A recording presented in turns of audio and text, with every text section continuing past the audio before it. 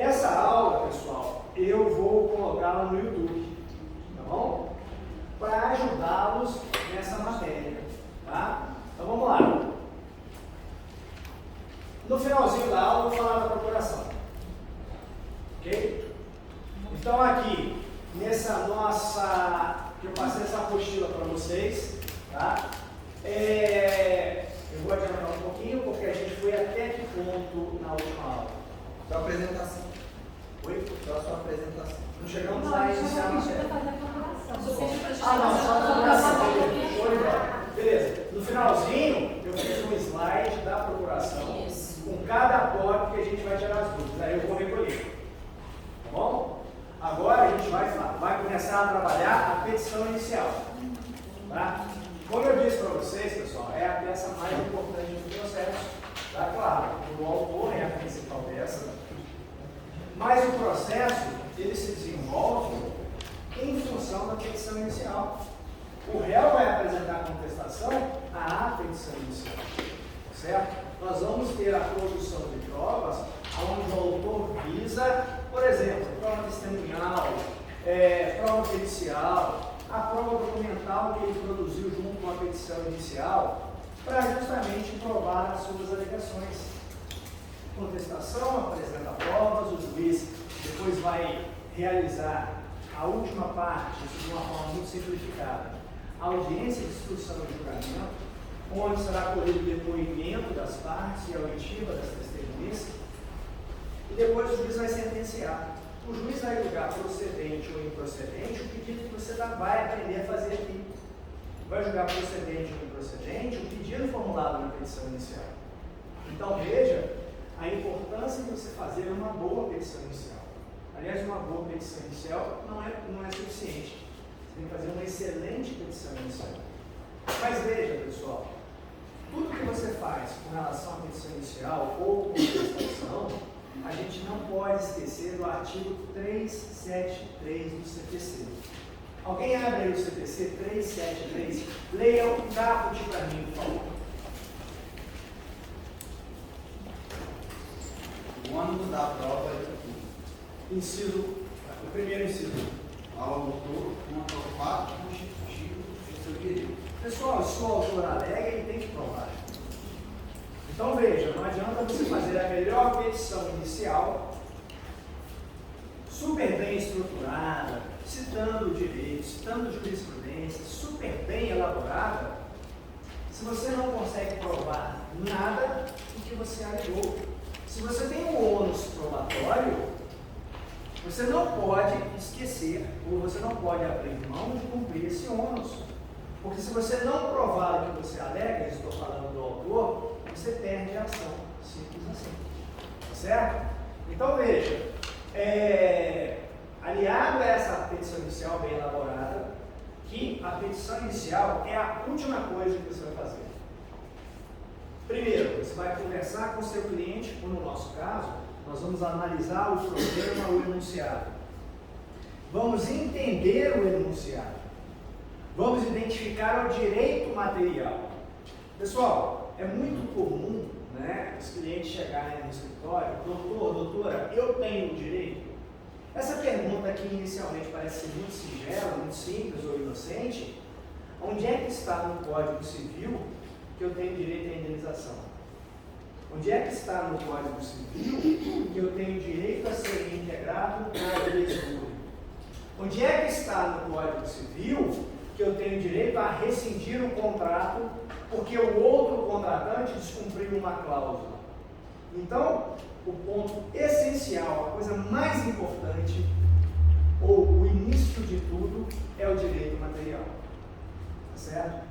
E o direito material, com o tempo, você vai se familiarizando a consultar o Código Civil, principalmente, tá? Utilizar os índices que o Código tem, e a partir do momento que você domina o Código, você vai subir de patamar, você vai ver que o seu rendimento será outro completamente, tá certo?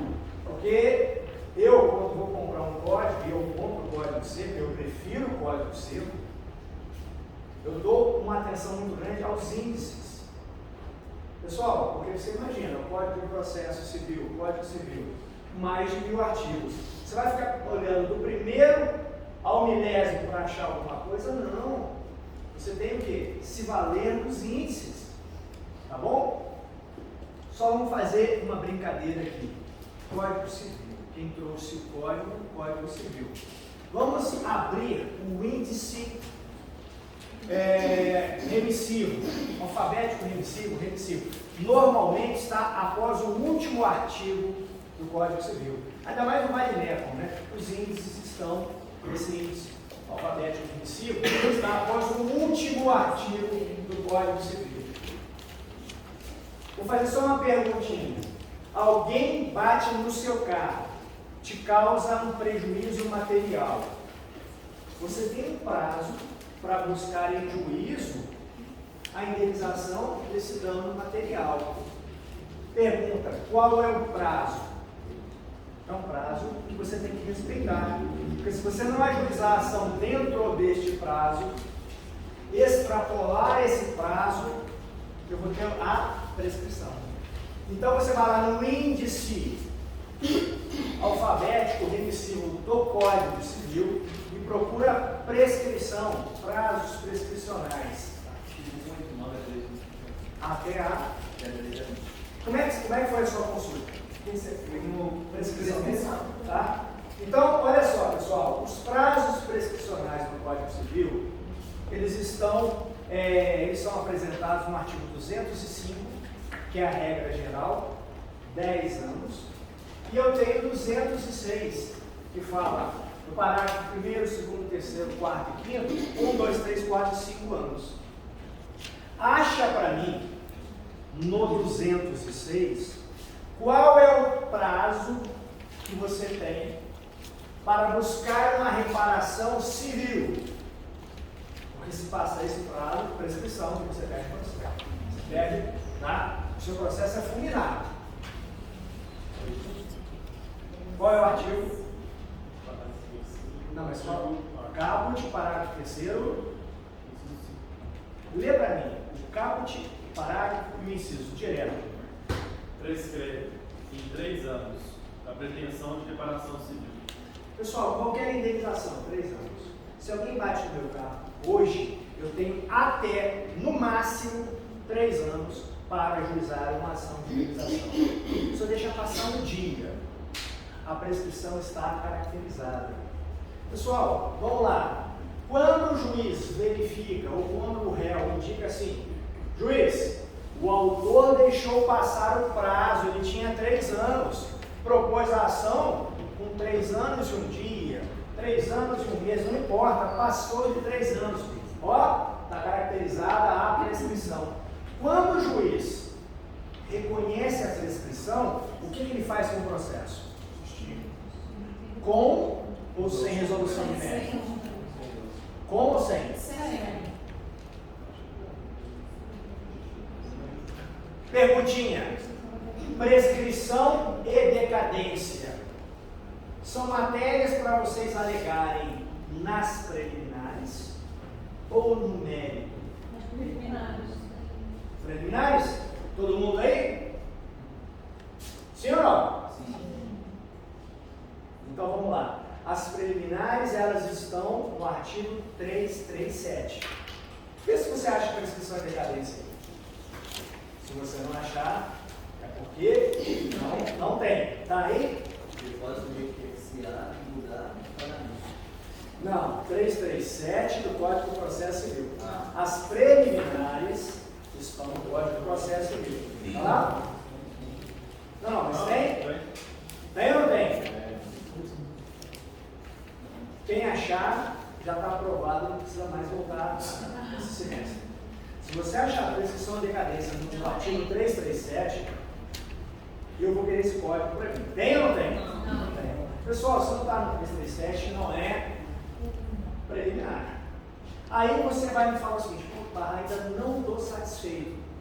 Pessoal, toda vez que o processo é extinto com base numa defesa processual, por exemplo, com base nos preliminares, o juiz extingue o processo com base no artigo 485. Vê se uma das causas da extinção do processo sem resolução de mérito 485 tem prescrição e decadência. Já vimos que não está no 337, mas você, pô, ainda não concorda. Eu preciso de mais um argumento. E aí? Está no 485? Vai leitura dinâmica, você não vai achar não. Ah, então não está no 337, que lista as preliminares, e não está no 485, que são aquelas hipóteses onde o processo é extinto sem resolução de mérito. Ora, se nas hipóteses de extinção do processo sem resolução de mérito eu não tenho prescrição e decadência, o que me sobra? 487. Alguém leia o caput para mim do 487. Haverá resolução de mérito quando o juiz. 2. Decidir de ofício ou requerimento sobre a ocorrência de decadência ou prescrição. Pessoal, então só topograficamente, só lendo os artigos, eu observo que prescrição e decadência não são matérias a serem tratadas como preliminares, não são defesas processuais, é defesa meritória, tá certo? Tanto é que, se o juiz verificar a ocorrência da prescrição e decadência, ele vai extinguir o processo com resolução de mérito. Então a gente não pode confundir mais isso. Tudo bem? Bom, então você veja, se eu sabendo utilizar o código, o índice, já me remeteu lá nos artigos da prescrição. Então facilita, sim? Então ele é obrigado a reconhecer o pedido, no caso? A prescrição e a decadência ele vai reconhecer, tá certo? Você alegou, o juiz vai conferir, tá certo? Opa, realmente a ação foi proposta fora do prazo, o processo é extinto, acabou, não tem conversa, tá certo? O juiz pode até falar o seguinte, olha, o prazo não é esse, eu não concordo, você vai recorrer, o tribunal vai reformar a sentença e vai extinguir, tá certo? Porque é muito claro, não tem como nós errarmos a contagem do prazo prescricional, tá? Mas aí a gente vai ter uma aula de contestação, nossa próxima matéria vai ser contestação, vai ser show de bola, bacana, tá certo? Vou falar de todas as preliminares, falar de prescrição e decadência, falar de mérito. Aí a gente vai aproveitar, vai falar de reconvenção e a gente vai fazer peças bem bacanas. Tudo bem? Só para ver se vocês estão bons mesmo. Pessoal, imagine, deixa eu ver essa moça aqui. Como é que se chama? Maria Antônia. A Maria Antônia tem uma grande propriedade rural. Aí a Maria Antônia fala o seguinte, eu vou sair da aula do bar na quinta-feira, vou pegar minha malinha e ó, partiu o carnaval. E a Maria Antônia saiu, fechou lá a porteira lá da propriedade rural dela, aproveitou bem o carnaval e quando ela chega na quarta-feira de cinzas, ela observa que tem um monte de gente estranha dentro da fazenda. E aí a Maria Antônia chega, vê aquela galera diferente, fala assim, poxa, isso aqui, essa propriedade é minha, o que vocês estão fazendo aqui? Aí o cara falou o seguinte, olha, enquanto você estava curtindo o carnaval, nós estávamos trabalhando na sua propriedade, estávamos dando um fim social à sua propriedade e você perdeu. Você não mais vai entrar aqui. Ou seja, a Maria Antônia ficou privada de exercer a posse sobre a sua propriedade. A privação do exercício da posse sobre a propriedade dela é esbulho ou turbação. Mas aí você vai lá no Código Civil, lá na parte final do índice, vai em posse, vai em esbulho, vê se acha turbação, tá certo? Proteção possessória. Eu preciso saber o que? A privação da posse, esbulho ou turbação? A lei vai te falar. Localiza para mim qual é o artigo do Código Civil que estabelece. Vai falar assim, o esbulhado tem direito a, e o turbado tem direito a.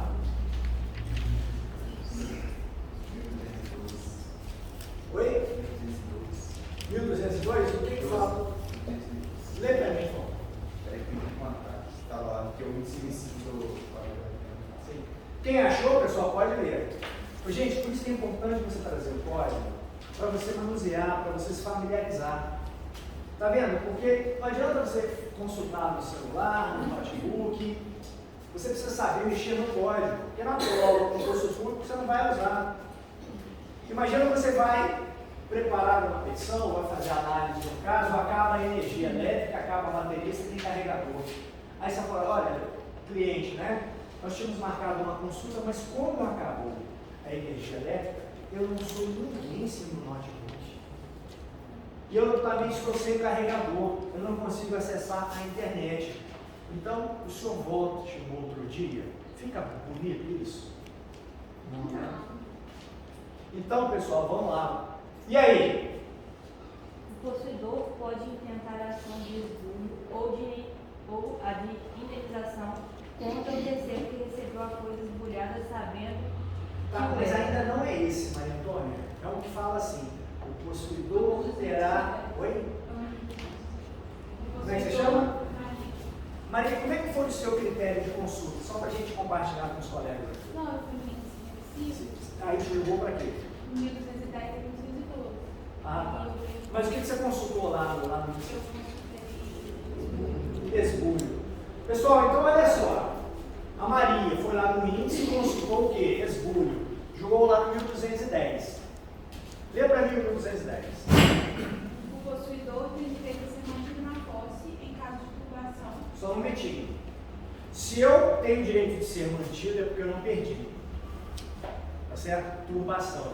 Lembra? Turbação, perturbação. Posse atrapalhada. Eu não perdi a posse, mas a minha posse está atrapalhada. Tem uma outra pessoa atrapalhando a minha posse. E Restituído no desvio, assegurado de violência iminente se tiver justo receio de ser molestado. restituído em caso de esbulho. Reintegrado no caso de esbulho. Perdi a posse esbulhada, qual o remédio? Reintegração. É isso que a pessoa vai chegar lá. A Maria Antônia vai chegar no escritório da doutora Maria. Olha, a história é essa. Saí, quando voltei, tinham pessoas lá esbulhando a minha posse. A Maria Antônia nem sabe o que é esbulho, né? Estão lá na minha propriedade, estão me impedindo de entrar na minha propriedade. Tenho direito, doutora Maria. Aí a Maria sabe, olha, isso é um caso típico de esbulho. Qual é o remédio que eu tenho contra esbulho? Reintegração de posse. Então veja, o direito material fala, o Código Civil. Maria Antônia, você tem o direito de ser reintegrada no caso de esbulho. Ou mantida no caso de turbação. Está vendo, pessoal, como é que a nossa vida começa a ficar melhor se eu sei mexer no código? Beleza aí, jovens? Tudo bem? Tudo bem, essa menina aqui? A tua vida vai melhorar. Você vai ser uma pessoa melhor. A partir do momento que você começa a mexer o código, você começa a se familiarizar, começa a ficar gostoso. Porque eu vou falar uma coisa que você não se lembra, puxa, você vai consultar, aí vai te jogar no artigo. Você vai ler o artigo, vai lembrar da teoria, da doutrina que você aprendeu. Tudo bem? Então vamos lá. Então, esqueci o CPC e o Código Civil na aula de prática do professor Barra. Nunca mais. Tá? Fica triste não. Aqui tá bonitinho, que eu, na outra tava assim, engole o choro. Agora azar, problema seu. Então, fica triste não, fica triste não. Tá bom? Vamos lá. Recomendações, a gente já sabe, né? Isso aqui. Aquelas recomendações que eu já falei. Principalmente, lê para mim, Maria. Foca no bar. Foca no bar. Pessoal, olha só, eu sou um cara muito empolgado, mas eu preciso que vocês participem, tá certo? E eu quero que vocês vibrem com isso aqui. Isso aqui é o dinheiro que vocês vão ganhar, certo? A gente começa a ficar feliz quando a gente trabalha e o dinheiro entra. Como é que a gente vai ter sucesso se a gente não estudar? Então a gente tem que estar acima da média. Então, vocês já começam aqui na faculdade fazendo a diferença, estudando, tá certo? Vamos lá. Suítes, já falei, né? Bom, chegamos a ler esse enunciado aqui? Não. Bom, as minhas aulas, elas vão se desenvolver a partir de um caso, tá certo? Nós vamos ler esse caso e a partir daí nós vamos identificar cada um dos requisitos da petição inicial. Então tem que contextualizar. Então, a Zilda foi ao seu escritório e te contou a história. E a partir daí, pessoal, a nossa petição vai começar a ser elaborada. Cada um dos tópicos da petição inicial. Lembrando que a estrutura, os requisitos obrigatórios da petição inicial, eles estão lá no artigo 319. Mas aquilo é só um roteirinho. Para cada um daqueles requisitos, daqueles tópicos da petição inicial, eu vou remetê-los para vários outros. Então, por isso que é importante que você traga a apostila, que ela vai te facilitar bastante. Esse vídeo também, eu vou postá-lo no YouTube, tá? Vai te ajudar, tá bom? Por pouco tempo. Professor, já tem um vídeo seu lá, eu assisti toda a aula. Foi hoje de manhã. Tá? Então é um pouquinho mais antigo. Às vezes tem a mesma aula, às vezes tem aulas diferentes, às vezes eu modifico alguma Uma hora coisa. e meia. Isso, tá? Então tem lá no YouTube. O detalhe é o seguinte, algumas aulas são mais antigas, tá? Então, antes do Código 2015, outras não. Aí eu posto a aula lá, altero alguma coisinha. Então, vamos focar na aula sua, porque às vezes de manhã está um pouco mais rápido, mais lento, tá? Então, para a gente acompanhar de cada uma das turmas. Alguém pode ler para mim, por favor? Alguém que leia bacana, aquela voz assim, vitoriosa. Porque tem gente que lê com aquela voz derrotada, né? Quinta-feira, os 2 últimos horários, tem gente que lê de uma forma que eu vou mandar apagar a luz. Então, assim, sabe, em vibração, aquela, sabe, saindo para a vitória. Então, vamos lá, alguém leia para mim, por favor. No dia 5 de 5 de 2019, a senhora Zilda da Silva viajou da cidade do Rio de Janeiro, onde é domiciliada, para Juiz de Fora, Minas Gerais, para visitar sua irmã. Ao chegar em Juiz de Fora, quando trafegava com seu veículo GM Cruze, placa HEB 1000, parou no semáforo do cruzamento das ruas Floriano Peixoto e Santo Antônio, que acabaram de fechar sinal vermelho. Alguns instantes depois, Pedro de Oliveira, dirigindo o automóvel WGOL, placa SWT 2007, de sua propriedade, bateu na traseira do automóvel de Zilda, causando prejuízo material no valor de R$ 15.000. Após o acidente, Pedro, que é domiciliado na cidade de Belo Horizonte, Minas Gerais, não quis resolver amigavelmente a situação. Presenciado o acidente, 2 testemunhas, as senhoras Maria e Paula. Então, pessoal, esse é o caso que foi apresentado para vocês no escritório. Nós vamos analisar esse caso, tá certo? Eu tenho que saber qual é o foro competente, onde eu vou propor a ação, se é na Justiça Estadual, se é na Justiça Federal. Se é na primeira instância, se é perante um tribunal, quem é o autor, quem é o réu, qual é o direito material, quais pedidos eu vou formular, quais provas eu vou produzir, ou quais provas eu já tenho disponíveis para apresentar junto com a petição inicial, e quais outras eu teria necessidade, por exemplo, de ouvir testemunhas, depoimento pessoal, prova pericial, qual é o valor da causa. Então, para cada um desses tópicos da petição inicial, a gente vai analisar individualmente e várias regras eu vou apresentar para vocês. A partir lá da segunda, terceira, isso já vai ficar mais natural, tá? Mas eu preciso que vocês estudem a apostila. Não basta assistir minha aula, tá certo? Aí em casa, assistindo o vídeo, olhando a apostila, relembrando, tá? Mas não deixa para estudar daqui 1 a 2 semanas não, tá certo? Tá fresco na cabeça, dá uma relaxadinha, poxa, meia hora, 40 minutos, é bacana, tá? refaz a lição. Porque a minha aula de 1h30 é porque eu paro, explico, tá? Levo vocês para mexer no código. Mas se você for direto, não vai demorar tanto tempo assim. Tá? Bom, enunciado. Pessoal, só relembrando, o artigo 2º do CPC fala, olha, a petição inicial é tudo na vida. Você tem que saber fazer uma boa petição inicial. Sabe? É a peça mais importante para você. O êxito do teu processo, da sua ação, parte muito de uma boa petição inicial. Bom, para postular em juízo é necessário ter interesse. Pessoal, interesse processual, ele se subdivide em necessidade e adequação. Se eu consigo resolver o problema extrajudicialmente, amigavelmente, eu não tenho necessidade de provocar o judiciário. Então veja, quando é que surge a necessidade de eu ajuizar uma ação? Quando eu não consigo resolver amigavelmente, isso é óbvio.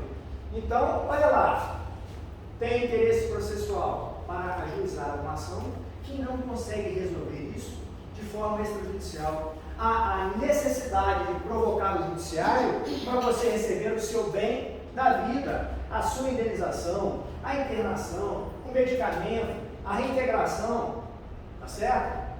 E a adequação. Eu tenho que utilizar a ação correta, a ação adequada. Por exemplo, eu não posso querer, uma pessoa emite um cheque para você deposita o cheque é devolvido sem fundos. Ora, qual é a ação correta, adequada, para você receber aqueles valores estampados naquele título de crédito?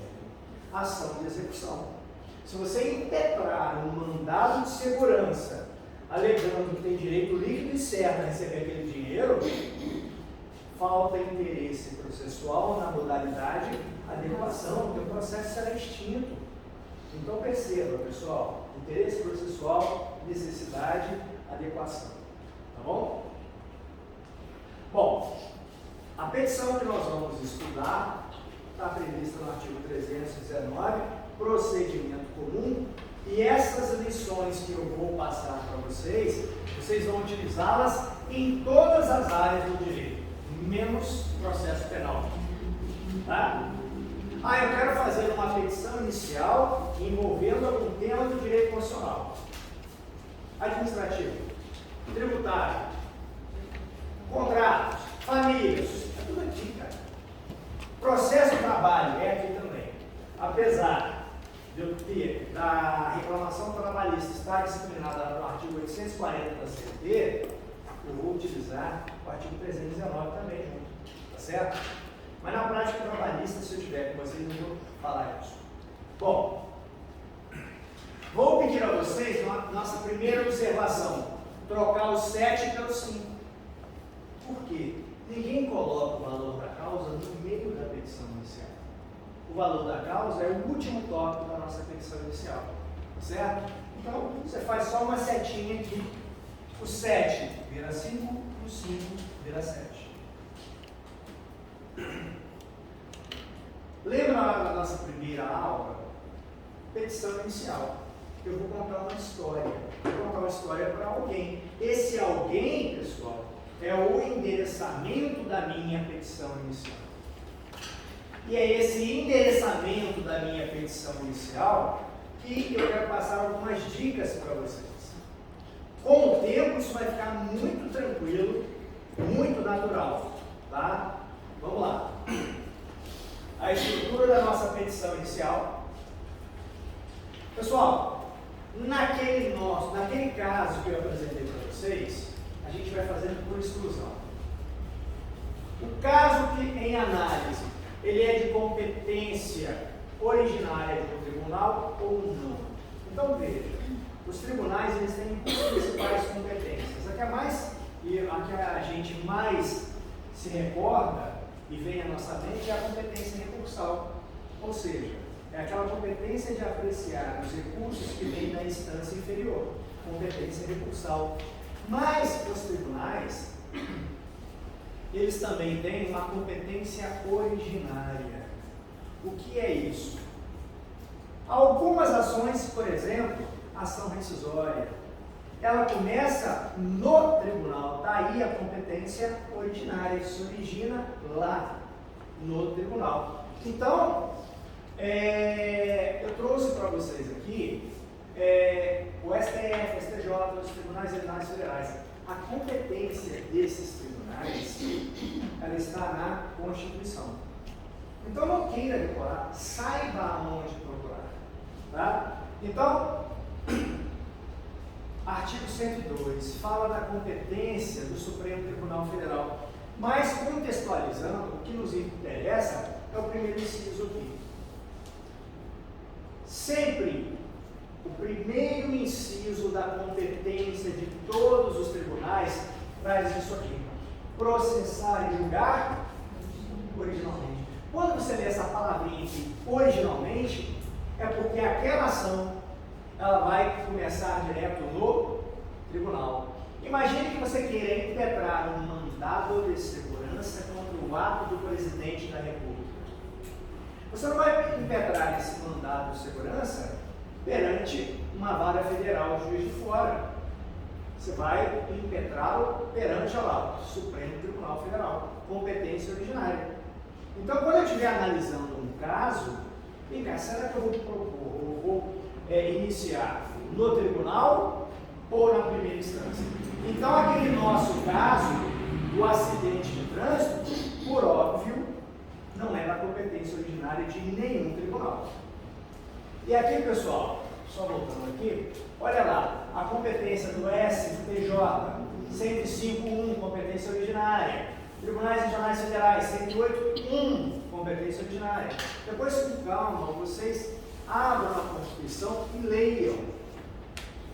Leiam com atenção, porque em algum momento você fala o seguinte: poxa, eu li essa informação, eu li essa competência, e vai te ajudar a localizar. Bom, aquele nosso caso não é, óbvio, de competência do Supremo, tá? Mas se você, por exemplo, for impetrar um mandado de segurança perante o Supremo Tribunal Federal, o meu endereçamento é esse aqui: Excelentíssimo senhor doutor ministro, presidente do Supremo Tribunal Federal. Letra maiúscula, negrito, certo? A sua peça processual é o seu cartão de visitas. Então a gente tem que ter uma peça com conteúdo, uma peça sóbria, uma peça agradável de se ler. Então, pessoal, não começa a abreviar, tá bom? Escreve tudo por extenso, ok? Bom, no nosso caso, acidente de trânsito definitivamente não é de competência originária do STF ou de algum tribunal. Aí eu venho para a segunda regra, sempre por exclusão. Se não é de competência de um tribunal, ou é da Justiça Especial ou é da Justiça Comum. Justiça Especial a gente já vai afastar, porque a nossa prática é a prática civil. Justiça Especial lá, eleitoral, militar e trabalhista. Então as nossas peças processuais, Justiça Comum, federal ou estadual. Tá bom? Aí, você, como é que se chama? Karina. Karina?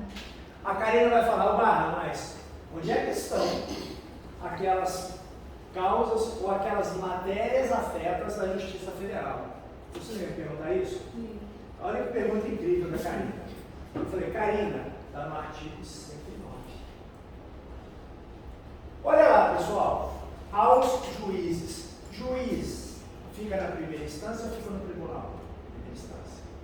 Desembargador, segunda instância. Ministros, STF, STJ. Então, quando você lê juízes federais, primeira instância da Justiça Federal. Se está lá dentro do 109, a tua petição inicial será direcionada para um juiz federal. Lembra da OAB? A OAB capital tem a seção da OAB.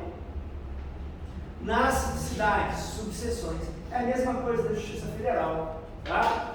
Na capital é uma seção judiciária. Juiz de Fora é uma subseção da Justiça Federal. Certo? Bom, vou propor uma ação contra a Caixa Econômica Federal. Opa, Justiça Federal. Vou propor uma ação indenizatória ou questionando algum contrato contra o Banco do Brasil. Justiça Estadual. Vou propor uma ação contra o INSS, menos acidente de trabalho. Justiça Federal. Tá certo? Ok? Vamos lá então. Bom, pessoal, ao juízo, primeiro tópico da minha petição inicial da Justiça Federal, ao juízo da Vara Civil da Seção Judiciária de Belo Horizonte, capital. Tá? Se tiver um pouquinho diferente na sua apostila, é só corrigir aí, que eu fiz algumas adaptações. Tá bom? Bom, se fosse juiz de fora, subseção judiciária. Capitais, seção. Qualquer outra cidade que tenha vara de trabalho é uma subseção. Tá? Bom, não está no 109. Ora, se não está no 109, a competência da Justiça Estadual, um juiz de direito. Então, a competência da Justiça Estadual, a gente pode falar que ela é residual. Se não tiver no 109, é Justiça Estadual. E aí eu vou direcionar ao juízo da vara civil, ao juízo da vara de família, tá bom? No nosso caso aqui, de acidente de trânsito, envolvendo duas pessoas físicas, é de competência da Justiça Estadual ou Federal? Estadual, né, pessoal? Estadual.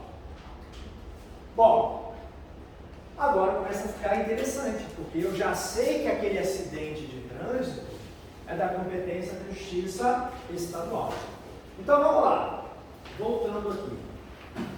Se você identificar que a ação é de competência da Justiça Estadual, eu tenho uma série de regras de competência territorial. Para toda a ação que você vai propor, eu tenho uma regra específica. E essas regras de competência territorial, ou seja, onde é que eu vou propor determinado tipo de ação, está lá no CPC, do artigo 46 ao artigo 53. Então veja que até agora eu não falei nenhuma novidade. Eu só estou relembrando que vocês já tiveram em teoria do processo civil e te mostrando aonde está no código. Tá bom?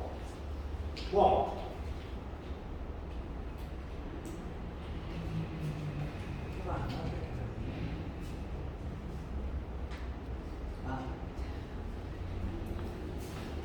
Vamos lá. Bom, pessoal, vamos fazer teste rápido? Olha lá, do 46 ao 53 do Código Civil. Pergunta para vocês. Como é que chama você aqui? Você é minha auxiliar de câmera. Giovana. Giovana, leia para mim aqui, tá? Qual foro competente para uma ação de divórcio de um casal separado de fato, quando o filho incapaz está sob a guarda da mulher? O homem reside na cidade de Juiz de Fora, MG, e a mulher em Belo Horizonte. Entenderam o caso? Marido e mulher se separaram de fato, cada um foi para uma cidade. O filho menor, incapaz, está com a mãe. A mãe mora em BH, o homem mora em Juiz de Fora. Qual é o foro competente? Aonde eu vou propor essa ação? Da criança. Guardião. Olha só, pessoal. Dentro do lado que eu falei para vocês, do 46 ao 53, eu tenho uma série de regras. Então eu quero que você ache para mim qual é o foro competente. É o artigo 53. Sim. Inciso primeiro, a linha A. Então, daí, 53, 1A. Vamos lá. É competente o foro para ação de divórcio, separação ou anulação de casamento, reconhecimento ou dissolução de união estável, de domicílio do guardião do filho para Tudo bem? Então eu tenho uma regra de competência territorial. Pessoal, essa regra está dentro do Código de Processo Civil. Ela é uma regra de natureza material ou processual? Processual. Então veja. Aonde eu vou propor a ação então? Se o marido toma a iniciativa de ajuizar essa ação de divórcio e ele propõe essa ação, distribui a ação em Juiz de Fora, ao invés de Belo Horizonte, ele violou uma regra de natureza processual? Sim, claro. O CPC fala do domicílio. A criança está com quem? A mãe mora onde? Então veja, pessoal, se o marido, ao distribuir essa ação, fizer a propositura da ação em Juiz de Fora, ele violou uma regra de natureza processual? Violou? Esse aqui é o correto. Se porventura essa ação ela for distribuída para uma outra localidade, para um outro lugar, o marido violou essa regra. Opa. Qual é o foro competente? Essa menina aqui. Lê para mim, por favor. Qual foro competente para uma ação processual imobiliária? O imóvel está localizado na cidade de Leopoldina, o possuidor do imóvel, o autor, tem domicílio na cidade do Rio de Janeiro e o espoliador, o réu, domicílio na cidade de Campinas. Uma ação de manutenção ou uma ação de reintegração de posse sobre o imóvel. Qual é o foro competente? Lembrando que o imóvel ele está localizado na cidade de Leopoldina. O possuidor, a pessoa que ocupa o imóvel, mora no Rio de Janeiro. E o esbulhador tem domicílio lá em Campinas, mas ele veio a Leopoldina e esbulhou, turbou o imóvel. Aí, diante da agressão após a turbação do esbulho, você vai propor ação possessória. Aonde você vai propor? No domicílio do réu, do autor, no local onde está localizado o imóvel. Qual é a regra?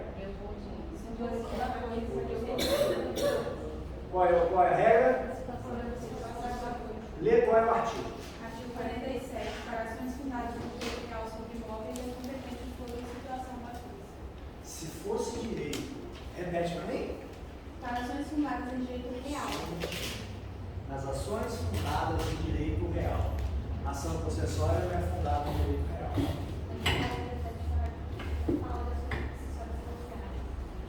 Só a ação possessória não é direito real.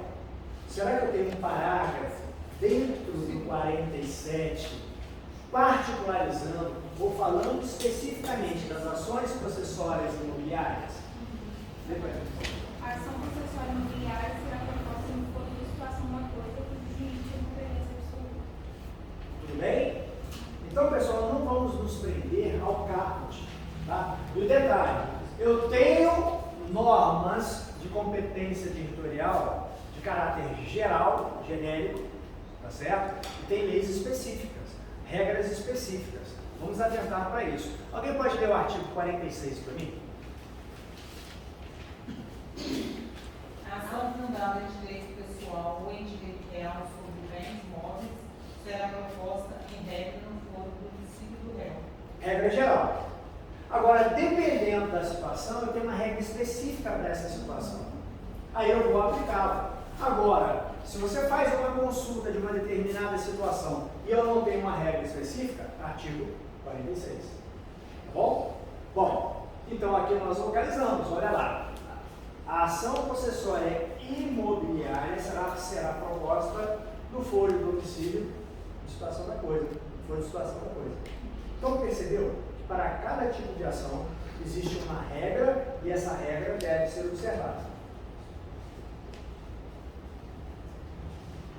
Qual for competente para as causas em que seja a autora a União, o Estado ou o Distrito Federal? Aí são dois artigos, né?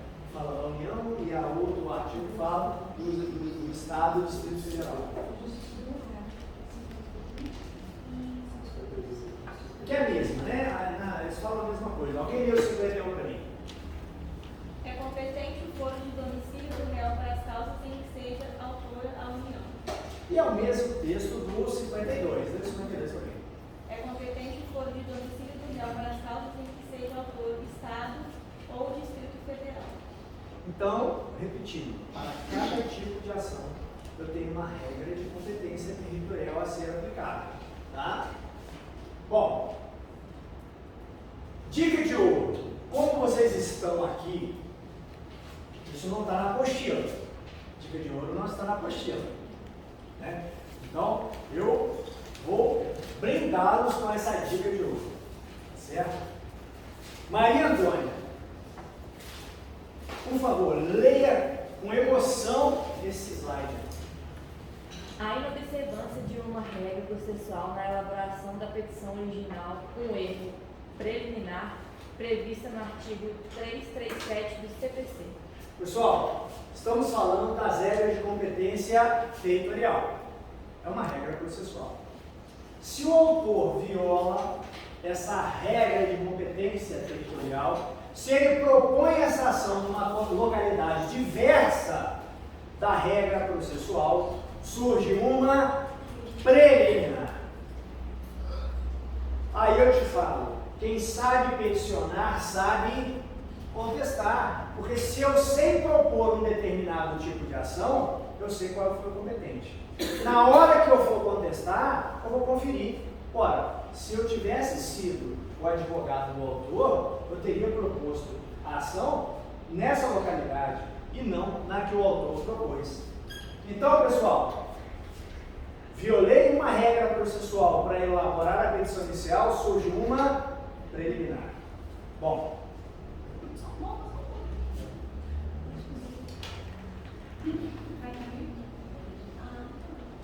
tá bom?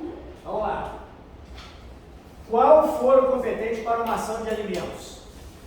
Consulta aí, meus amigos, minhas amigas, aproveita, conheça o seu código.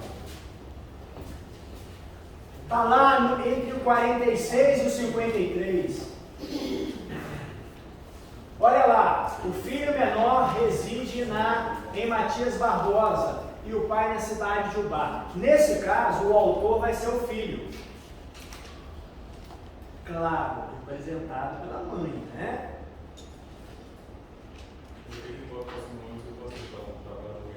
Pode deixar comigo. Pessoal, o filho menor, absolutamente incapaz, representado pela sua mãe. Onde essa ação vai ser proposta? É possível. Qual é o artigo? Lê para mim, por favor.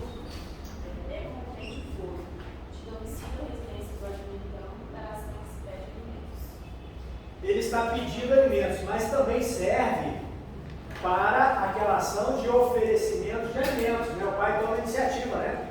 Opa, deixa eu oferecer os alimentos, que eu quero cumprir com a minha obrigação legal, não quero deixar o meu filho desassistido, e ele oferece. É a mesma regra, tá? Olha lá, pessoal. Tudo bem? Essa é a regra. Matias Barbosa. Agora, numa ação de oferecimento de alimentos, é a mesma regra que eu vou utilizar. O pai tem que propor a ação lá onde está o filho menor. Mesma coisa, tá? Bom, e se a ação for distribuída em um bar? O pai fala o seguinte: eu não vou propor essa ação em Matias Barbosa, nada. Eu vou propor a ação aqui onde eu moro, no bar. E ele é meu filho que vem aqui, na realidade, escuta, né? Ela que vem aqui responder a ação, fazer audiência nessa distância. Está certo ou está errado? Foi violada uma regra de natureza processual? Eu tenho uma regra que fala, ó, no caso de ação de alimentos, o foro competente é esse. Tem? Foi violado? Quando eu violo uma regra de natureza processual, lá na feitura da petição inicial, surge o quê?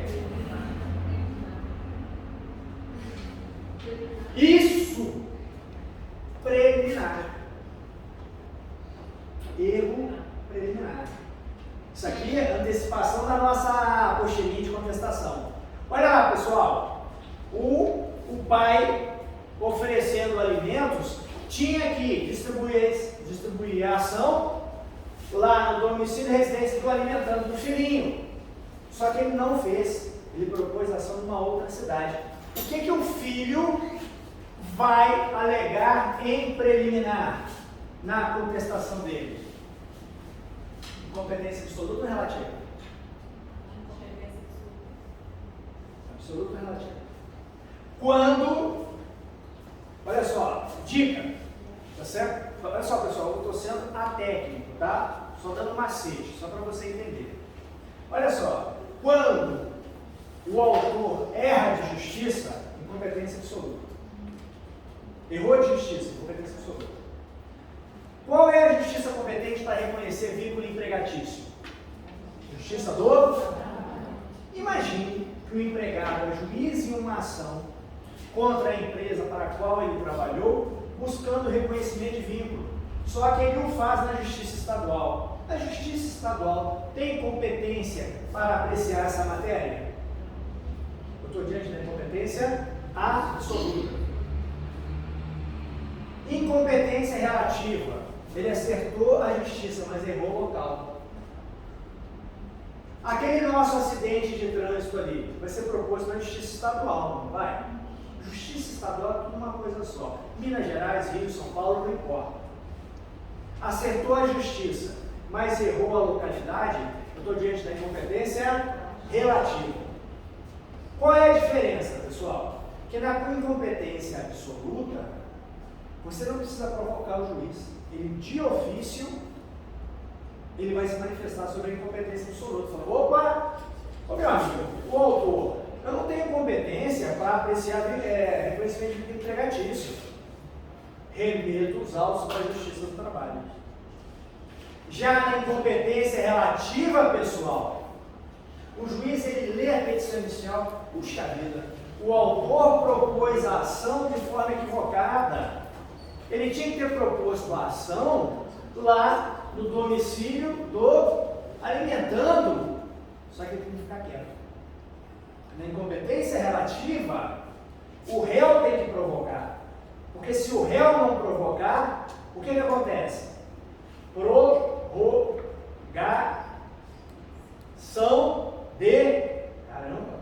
de competência. Existe a prorrogação de competência.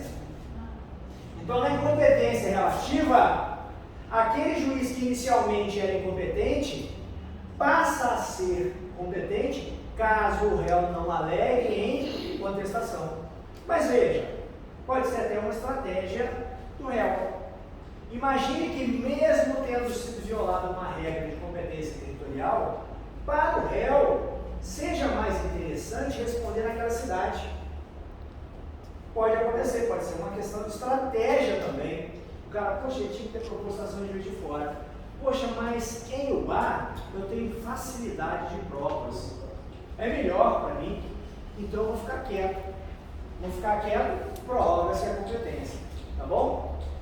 Mas na minha prova não tem estratégia não. Se tiver uma questão de incompetência relativa, você tem que alegar. Beleza? Tudo bem? Então, aquela moça lá atrás, senhorita, como é que você chama? Eugênia, toda vez que se viola uma regra de natureza processual, surge o quê? Uma preliminar. Esquece isso não, tá, pessoal? Vamos lá. Regras de competência territorial estão no Código de Processo Civil.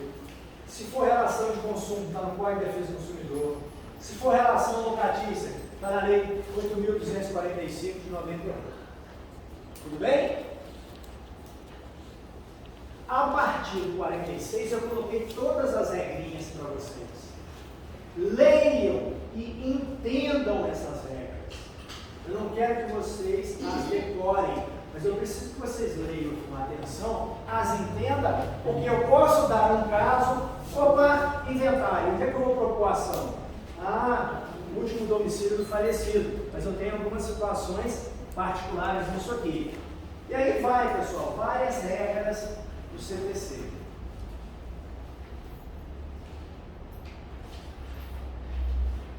Olha lá, relação de consumo. Onde é que eu posso propor ação? Domicílio do consumidor. Relações locatícias. foro do lugar, de situação da coisa, salvo se no contrato de locação você estipular um outro. Estatuto do idoso. E por aí vai. Se eu tenho uma lei que regula determinado tipo de relação, é lá que eu vou esgotar a minha pesquisa em relação às regras processuais. Se eu não achar, eu me socorro do CPC. Tá bem? Pessoal, a gente não pode esquecer dessas regras. A gente não pode deixar de relembrar. Essas coisas têm que estar muito vivas na cabeça de vocês, para que quando nós começarmos a fazer, apresentar o exercício para vocês, a coisa vai ficar fácil. Tá bom? Vamos lá. Você vai macetear o seu CPC e vai fazer essas remissões. Lembra lá do nosso enunciado? Onde é que procurou essa ação? Qual é o foro competente?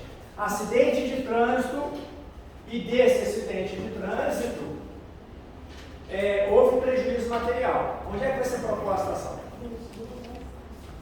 Qual é a regra, pessoal? Qual é a regra?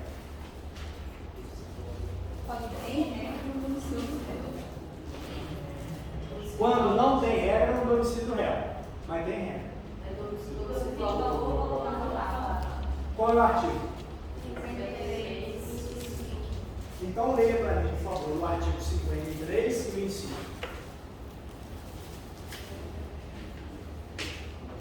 É competente o foro de domicílio do autor, no local do fato, para ação de reparação de dano sofrido em razão de delito ou acidente de veículos, inclusive a ela mais. Pessoal, o autor opta no domicílio dele ou no local do acidente. Qual é o mais conveniente? Onde é melhor para ele produzir a prova? Então ele opta, tá bom? Então, no nosso caso, ao juízo da vara civil da comarca de Juiz de Fora ou Rio de Janeiro. Essa opção é do autor, onde ele for mais conveniente. Tá? Pessoal, só mais um pouquinho para a gente terminar, porque a nossa aula vai até 10h30, né? Oi? Tá? Me dá mais um tempinho aqui, tá? Só para a gente finalizar. Olha só, eu falei isso tudo para o primeiro inciso da petição inicial. Agora nós vamos para o segundo inciso e aí a gente encerra, tá bom? Por hoje, que é a informação das partes que vão figurar no processo. O autor e o réu, tá bom?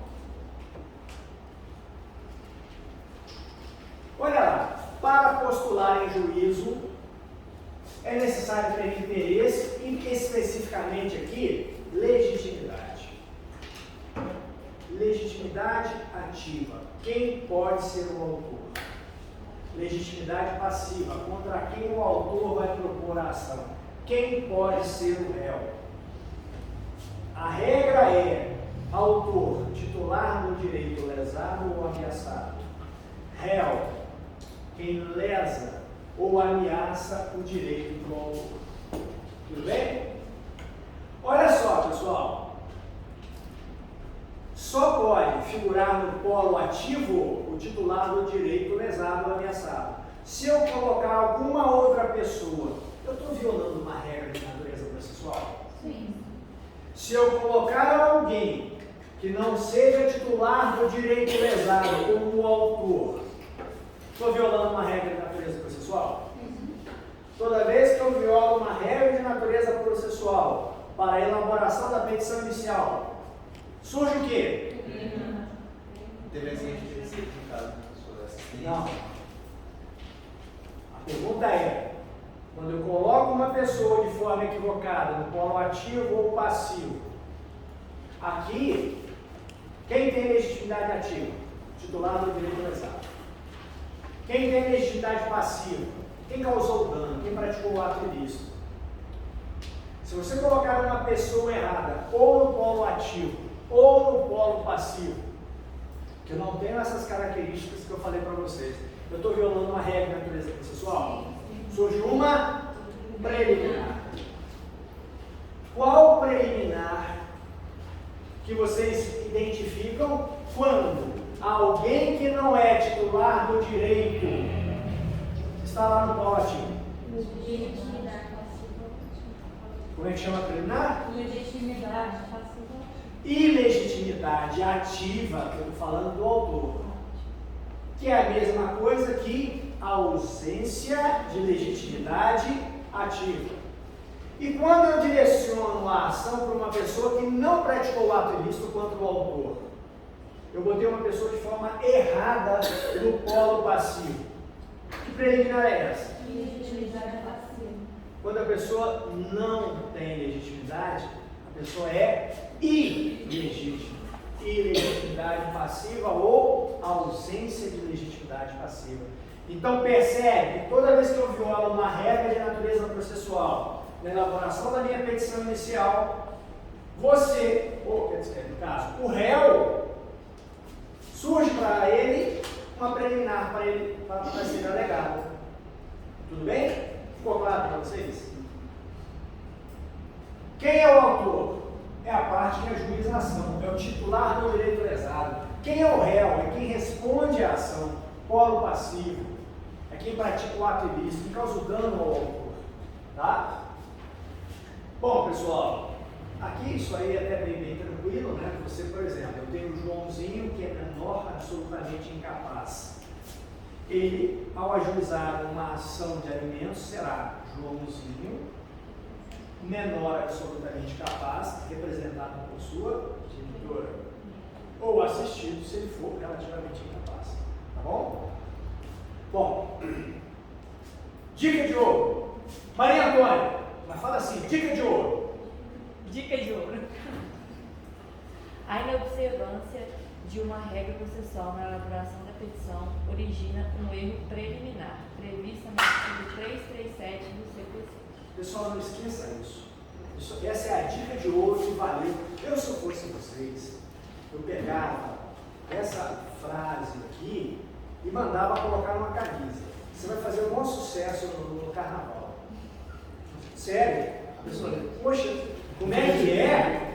Poxa, isso vai mudar a minha vida. Quer dizer que a violação de uma regra de natureza processual origina uma preliminar? Olha só, cara, isso é demais. Não é incrível isso?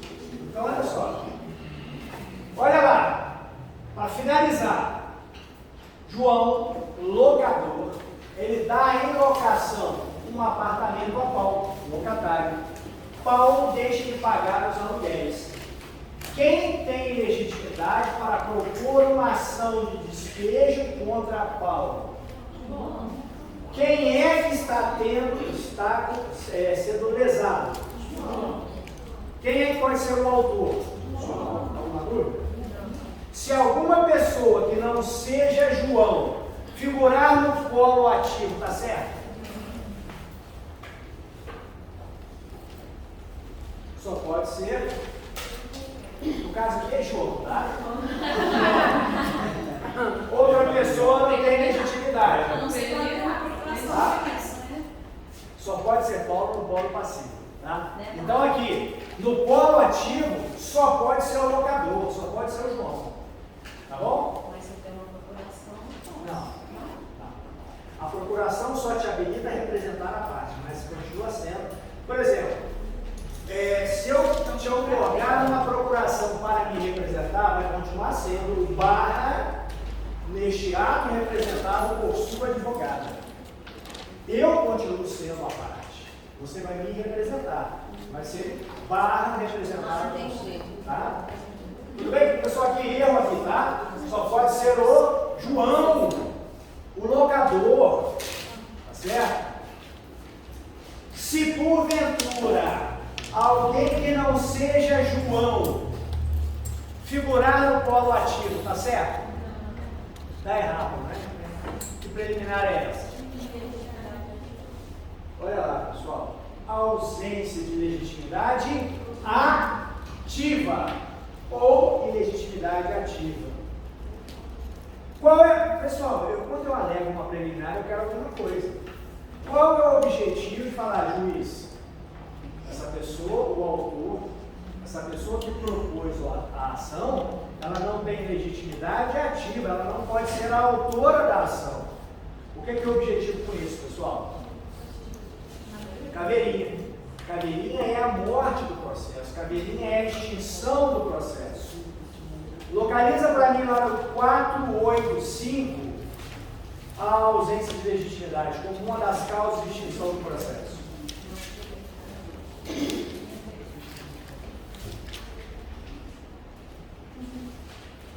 Diga para mim. Verificar a ausência de legitimidade e interesse processual. O juiz não resolverá o mérito ou o juiz extinguirá o processo sem resolução de mérito quando verificar, no nosso caso, a ausência de legitimidade ativa. Quem sabe peticionar, sabe contestar. Até alguma dúvida, pessoal? Vamos parar por aqui hoje? Tá bom? Deixa eu só dar um clique aí para